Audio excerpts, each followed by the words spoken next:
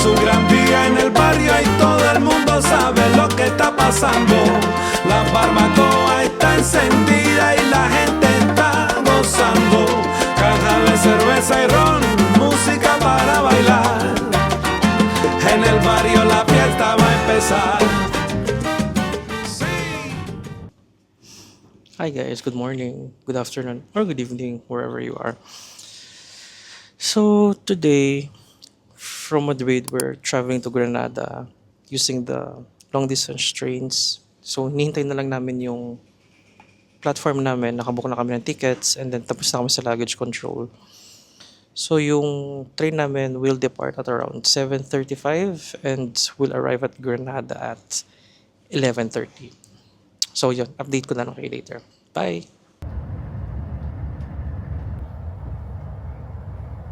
Welcome to Granada! So after 3.5 hours from Madrid, nandito na po tayo sa Granada. So actually, delayed kami ng 30 minutes. Dapat 3 hours lang. But we're here!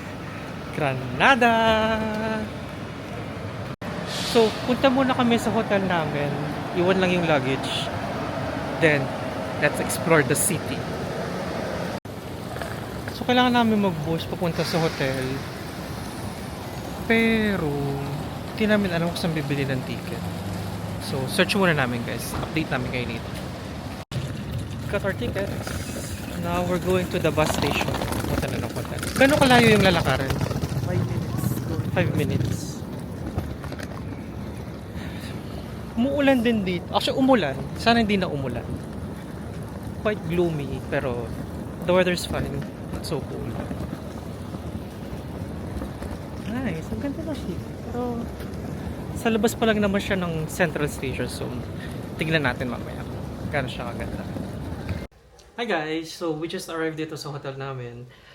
And, yeah, nagkaroon kami ng konting mishap. Kasi nung bumili kami ng ticket dun sa may metro, apparently pang metro lang pala siya dun sa mga trains nila. Hindi siya pwede sa bus. So, we needed to buy a separate ticket or a card na reloadable na pwede sa bus niya. So, this was around 5 euros and then pwede mo siyang i-load. Depende kung gano'ng kalayo yung gusto mong puntahan. So, I think one ride is around 150.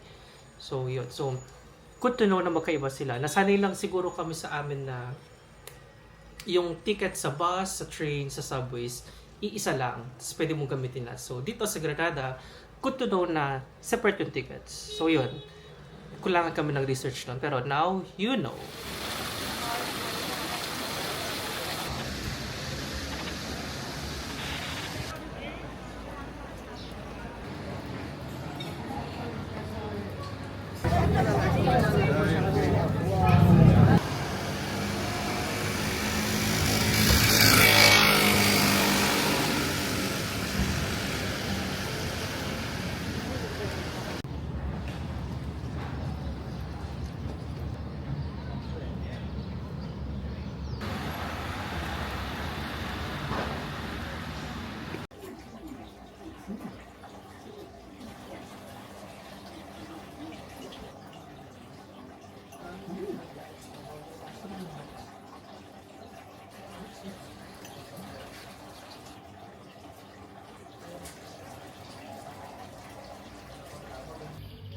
Day 2 at Granada. So, for this morning, punta tayo sa Alhambra. So, yung Alhambra, yun yung UNESCO World Heritage Site dito sa Granada. Isa siyang malaking palace and fortress na ginawa ng mga Islam before. So, if hindi kayo familiar, yung Spain, yung part ng Granada, so na-conquer sila ng mga Islams before, yung mga Muslims. And then after nun, kinuha ulit ng mga Christian monarchs, mga Catholic monarchs, yung part na to. So, itong Alhambra, considered siya as one of the greatest Islamic architectures, hindi lang sa Spain, but in the whole world. Tapos yun, around the time, nagkaroon siya ng maraming renovations, kaya it's a mix of ano na siya, Islamic and Catholic architecture. Tapos on the later part, nagkaroon na rin siya ng Renaissance touch kasi nga marami na siyang renovations along the years. So, yun. mamaya puntahan natin siya. So medyo maaga pa kami kasi sabi dun sa research namin, kahit may ticket ka na, kailangan maaga ka pa rin. Pero wala pa rin tao. So walk lang kami dito. So explore muna namin yung area. See you later!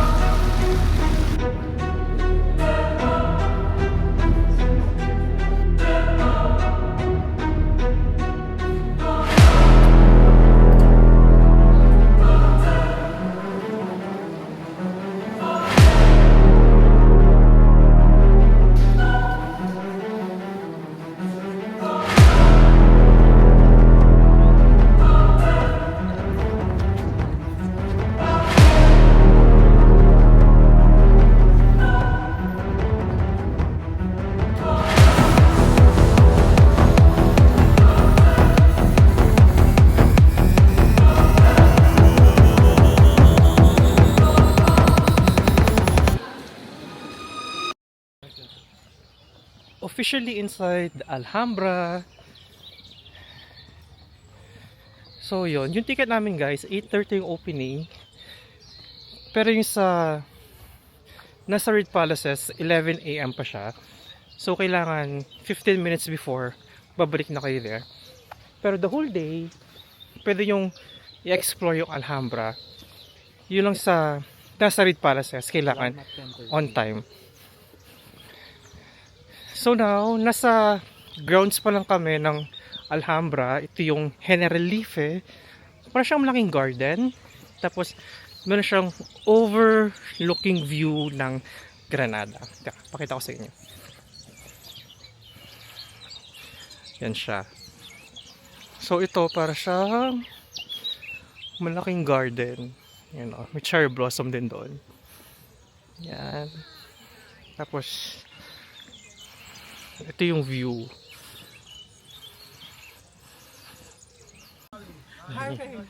Feeling niya nasa Deathly Hallows siya. Ganda dito guys. So according sa research namin, itong Alhambra, yung parang main concept niya is flowing water. So all throughout this palace, maraming fountains, maraming flowing water kasi for Islamic culture or architecture, again, according sa research, very important sa kanila yung flowing water. So, all throughout dito, marami kayong makikitang water fountains. Wait lang. Natatawa. Oh, explain mo. Ikaw magsabi. No, kasi sa isang entrance, guys. Ang ganda kasi ng fountain, ng mga halaman. Nasira ko yung moment ni na ate. Na pinipicturean ko kasi siya. Pagpasok ni na ate, na-disappoint sila kasi siya yung nakita nila. Instead na yung fountain tsaka yung entrance. Kasi tayo, tapos sila. Tapos nag-side na lang. Hindi sana. Daming ano dito guys, orange trees. Jannat means paradise or garden. Al-Arif, a word used to say architect. It's a word. Kasi ito yung sinasabi ko kanina na yung flowing water.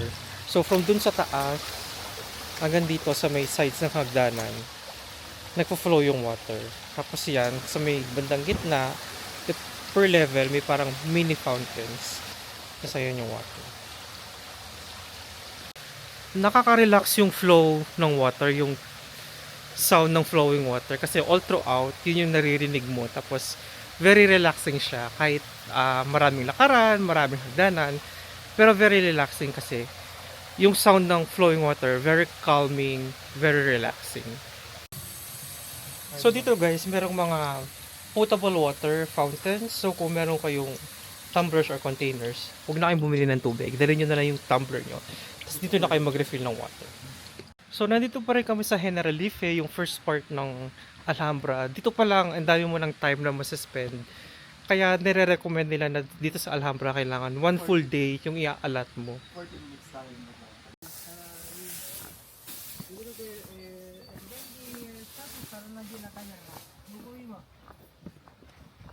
General, magpulong, maghanda. May nabaliw na.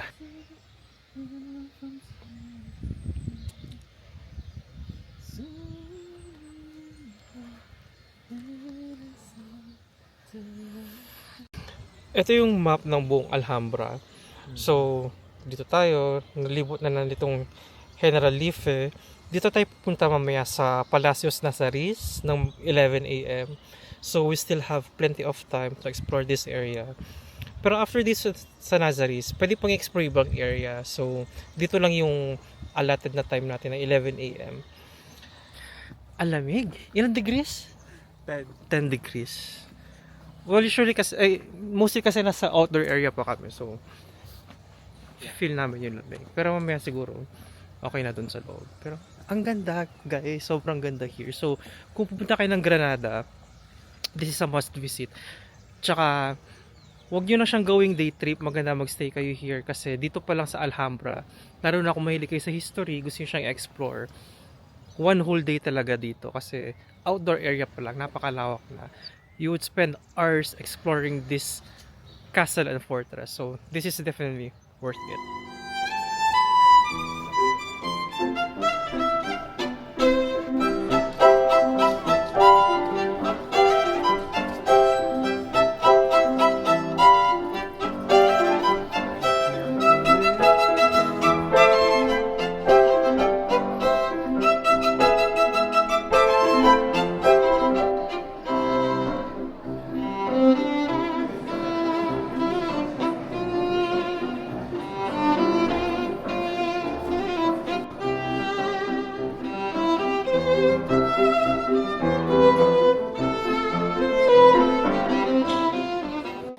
So, nandito na tayo sa Palace of King Charles V.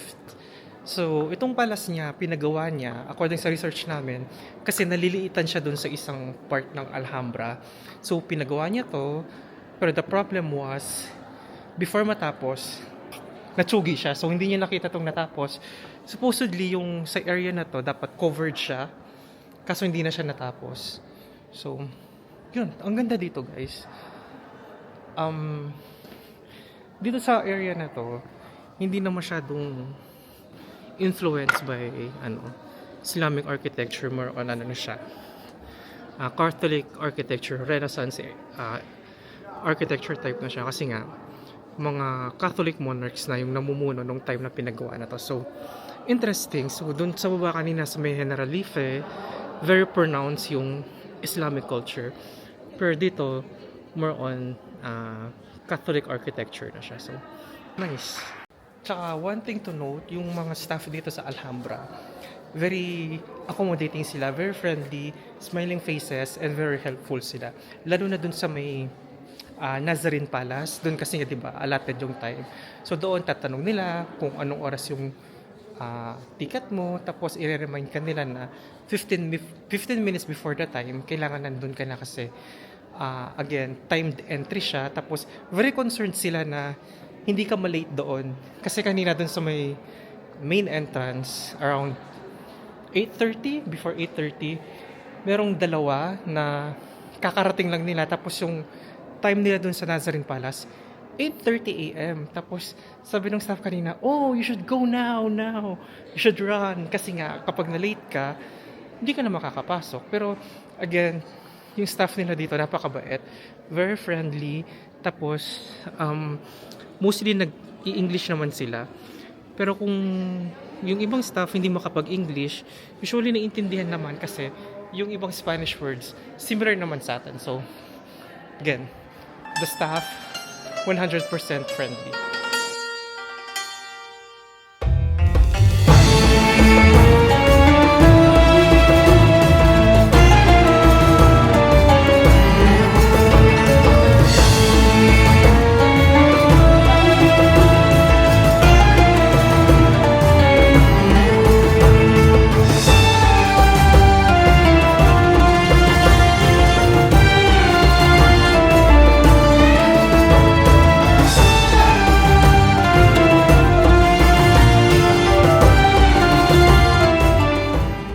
So, quick update guys. Galing na kami dun sa Nazarene Palace. So, apparently, yun yung highlight dito sa Alhambra kasi dun nakatira yung or dun yung quarters ng sultan nung Islam pa yung namumuno dito sa Granada. So, very interesting yung architecture nila. Ang ganda, ang elaborate ng designs, something new sa paningin ko, sa paningin nating lahat kasi nga hindi tayo masyadong exposed sa ganong culture. So, very interesting. Tapos, well preserved talaga yung mga areas. However, merong mga narrow spaces. So, medyo siguro mag-alat kayo ng 1 hour, 1.5 hours. Kasi may mga areas na medyo masikip.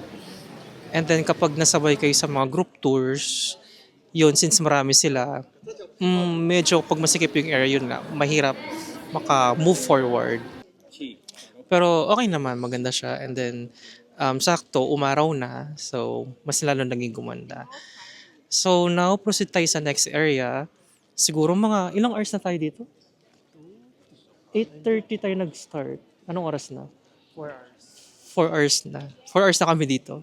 So, move na tayo sa next area and I guess ito na yung last area natin. So, tara, samahan nyo kami.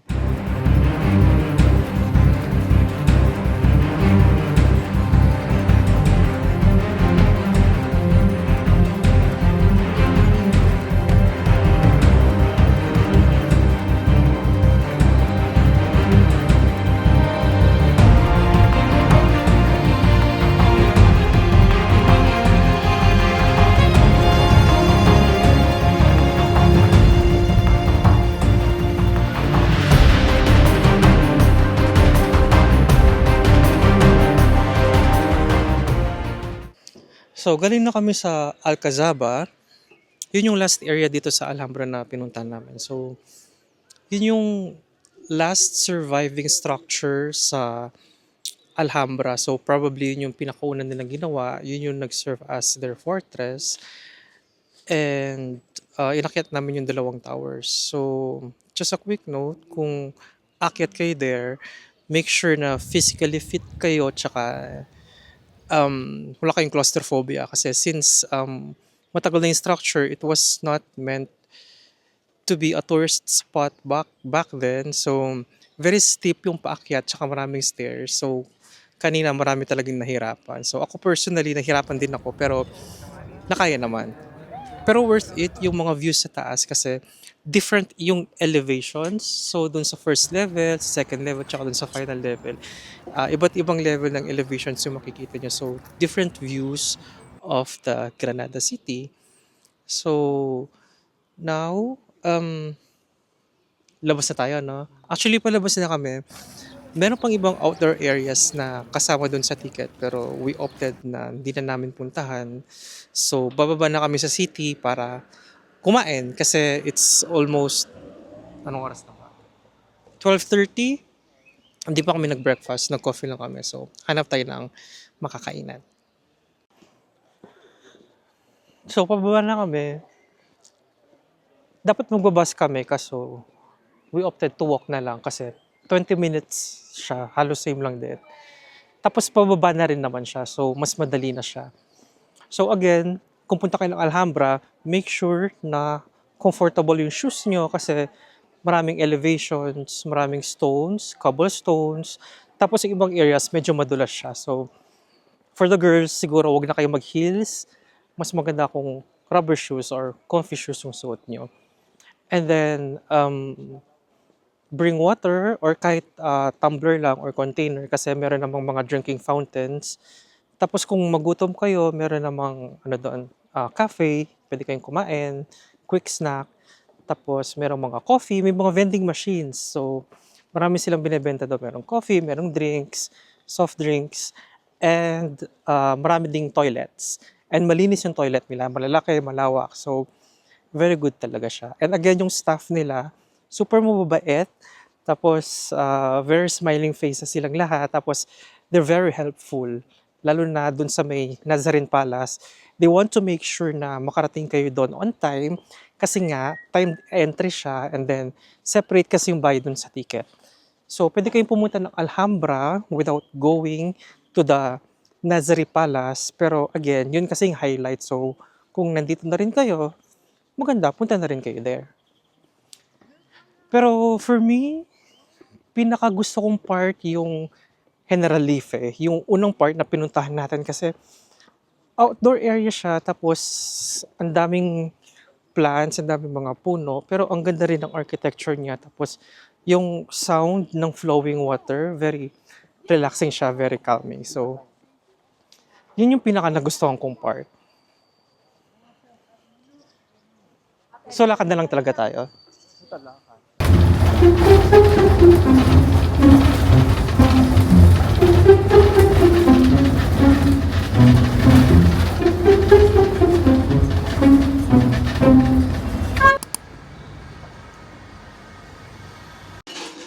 So, nandito na tayo sa Rincon de Rodri.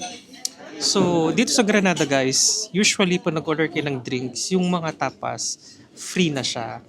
So, kaya sinasabi nila na dito sa Granada, dito makikita yung best tapas in the world. Kasi nga, usually pag nag-order ka ng drinks, kasama na yung tapas. So, yeah, waiting na lang kami sa order namin. So guys, tapos na kami kumain. Grabe ang sarap. Super fresh ng seafood. Tapos, hindi siya oily kahit fried lahat. Tapos yung baby squid, grabe ang sarap. Tapos yung fish, yung shrimp, octopus, lahat, very fresh, walang malansa. Tapos, grabe ang sarap. So, definitely na recommended to. So, punta kayo here. And, nagustuhan ko pa dito sa place na to, yung staff nila, very accommodating, hospitable, very friendly. Nung pagpasok namin kanina, tinanong kung ilan kami. Sabi ko, 2 kami. And then si ate waitress, nagpasorry pa siya kasi yung available lang na table nila is for 4 and 2 lang na kami. Tinanong niya kung okay lang sa amin. Siyempre more than enough na yun, di ba? Kami pa bang mag-iinarte na malaking table namin? So yun, tsaka very dito, merong sense of community. Kumakain yung mga lokal, magkakakilala sila. So I love it. Tapos yan, may parang nagbe-birthday sa likod ko. So masaya sila. So ikaw, ano masasabi mo? Yung food, when it comes dun sa serving, napakalaki na. Yung sinerve na platter ng seafood, na fried seafood, good for 2. Parang enough na talaga yun sa amin. Pero tapos nag-order pa kami ng baby squid na fried on top of it. So, my God. Hindi ko alam kung nahihilo ba ako sa ininom ko or nahihilo ako sa dami ng seafood na kinain ng tiyan ko. But I definitely like the baby squid. Sobrang malinis. Malinis yung lasa niya. Walang halong malansa. And the second one, yung gusto kong itry, yung para siyang fried na maliit na tuyo. I really like it. Hindi siya doon sa crispier side. It's more on the slightly na butter na pinirito siya. Pero yung taste-wise is really, really good. Mas maliit siya sa tuyo at mas payat siya. The second one is yung shrimp na mataba pero nakabalat na. Ayun, super soft sa mouth. Walang kalansa-lansa. Hindi siya gummy. Saktong-sakto lang yung pagkaprito niya. Least favorite ko siguro yung malaking fish. I'm not a fan of it. Pero yun din. Wala din siyang lansa actually. Ano pa ba yung sinerve dito? Yung calamari. Yung calamari compared dun sa last na dun sa Madrid. Yung isa kasi parang very commercialized yung lasa. Dito, I think it's very classic and traditional. Yun lang. Bye-bye. So guys, tapos na kami dun sa restaurant. Grabe! After namin kumain, nag-serve pa sila ng drinks para siyang Baileys actually. Based siya sa lasa ng tinapay nila, traditional na pianono. Ang sarap. Tapos yun. The alcohol drink tastes like a cake. Oo, para siyang cake yung lasa niya. Ang sarap, grabe. Tapos free lang din siya. Caramel cake. Yun nga lang, medyo pricier side, syempre, yung restaurant. Kasi medyo touristy din siya. Pero again, marami din kasing locals doon. Tapos, yung pinaka gusto ko sa restaurant, aside sa food, yung sense of community nila, no? Yeah, and the people. Oo, grabe. Talagang parang magkakakilala sila. Tapos, they're patiently waiting for some table. Tapos, yun, saya. First time ko rin ma-experience yun dito sa Spain. So now, balik muna kami ng hotel and dress, tas mamaya, labas ulit.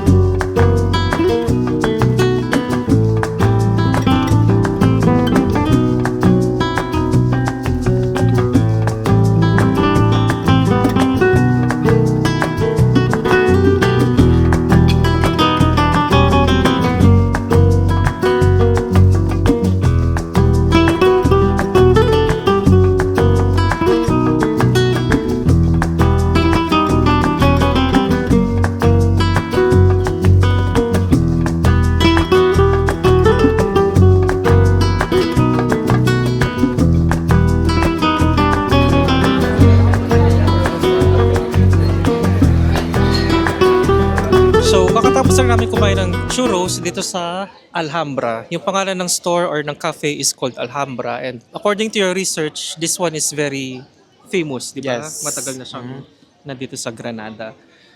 So, dito pala sa Granada guys, yung churros nila, yung alam nating churros yung manipes, di ba? Yung maliit.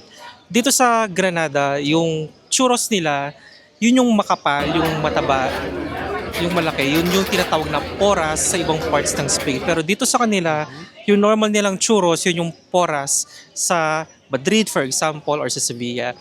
And how was the experience of the churros here in Granada? We tried the churros first dun sa Madrid, sa San Gines. Yung churros na to, mainit kasi siya no? Freshly cooked. Kaya pagka-bite mo, very chewy siya sa inside niya. Tapos, masarap siya sa bibig kapag kinakain. I really like it. I think mas prefer ko yung churros dito compare dun sa natikman ko sa Madrid.